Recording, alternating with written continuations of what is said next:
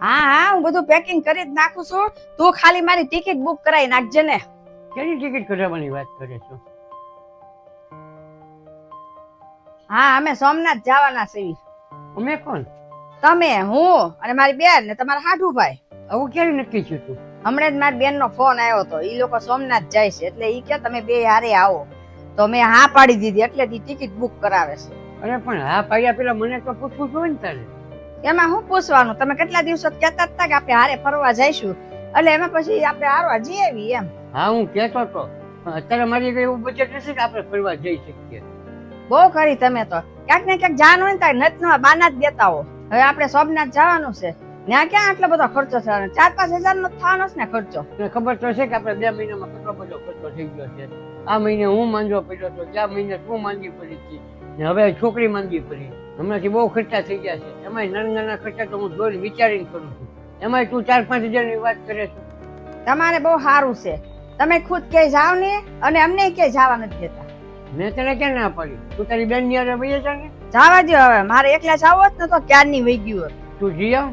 છોકરી માંદી છે ને એટલે એક જણને ઘરે તો રહેવું જોઈએ ને, એટલે હું ઘરે રોકાવું. તમે આપણી છોકરીનું બાનું ન કાઢો. ઈ એનું ધ્યાન ખુદ રાખીએ કે છે. હવે મારી બેનને નાઈ કેવી રીતના પાડવી, એને ટિકિટ બુક કરી નાખી છે. એક કામ કર, તારી બેનને ફોન કર અને હું તેને ના પાડી દઉં. રેવા દો હવે, ખુદ પેલા ભૂલ કરો ને પછી માફી માંગો. હું મારી બેન હારે વાત કરી લઉં છું.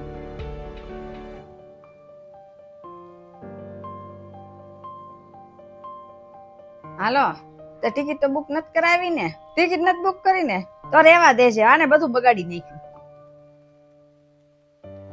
ના ના ના, નથી પાડી.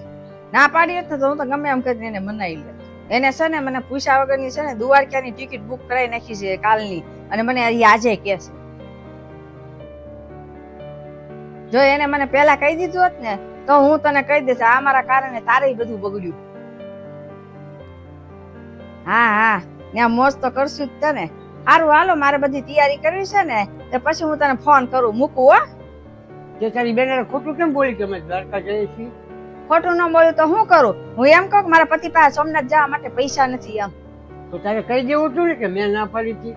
આ ત્રીજી વાર મેં એની યાર જવાનું કેન્સલ કર્યું છે. હું એવું નથી ઈચ્છતી કે મારા પતિની ઇજ્જત કોકની આગળ ખરાબ થાય. તું ક્યારની અહીંયા આવીને મારી સામે બક તો કરે છો એનું હું તમારી પત્ની છું, હું તમને ગમે એ કહી શકું. મારે કહું બીજું કે ને ઈ મારથી ન સંભળાય છે. તો તને એટલી બધી મારી ચિંતા થાય છે?